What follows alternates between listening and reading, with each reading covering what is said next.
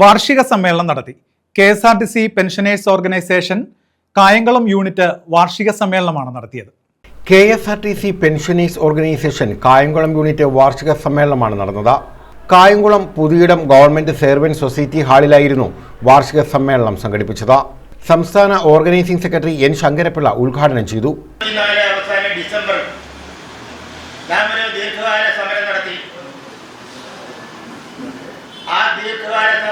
സമരം 40 ദിവസത്തിൽ കൂടുതൽ നീണ്ടുനിന്നു. ഈ സമരത്തിൽ ഓരോ ജില്ലകളും, അതായത് ആലപ്പുഴ, കോട്ടയം, പത്തനംതിട്ട, തിരുവനന്തപുരം, കൊല്ലം എന്നീ ജില്ലകൾ മാറി മാറി ടേൺ അനുസരിച്ച് നൂറുകണക്കിന് സമര പോരാളികളെ, ഈ വൃദ്ധന്മാരായിട്ടുള്ള ആളുകളെ അവിടെ പങ്കെടുപ്പിച്ച് നല്ല രീതിയിൽ ആ സമരം നടത്താൻ നമ്മൾ കഴിയും. K. ഉണ്ണികൃഷ്ണൻ അധ്യക്ഷത വഹിച്ചു. Vice president K. രാമകൃഷ്ണൻ അനുശോചന പ്രമേയം അവതരിപ്പിച്ചു. സെക്രട്ടറി TK ശശി റിപ്പോർട്ടും ട്രഷറർ V. ശശികുമാർ കണക്കും ജില്ലാ സെക്രട്ടറി AP ജയപ്രകാശ് ജില്ലാ റിപ്പോർട്ടും അവതരിപ്പിച്ചു.